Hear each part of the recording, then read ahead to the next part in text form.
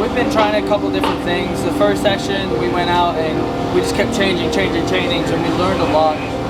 We finally made a really good adjustment to my suspension, and I've gone 2 seconds faster than I've ever been here. So the race that we were just in, I got a terrible start and I lost quite a bit of positions. I fought and climbed back up to where I needed to be, but I was fighting as hard as I could just within the pack. The only thing that I'm really upset about was I couldn't see what lap I was on, so I wanted to get past the guy in front of me, and then all of a sudden I saw the checkered flag. But the bike feels great. It was kind of greasy out there with this hot weather, but tomorrow it's going to be awesome. I can't wait.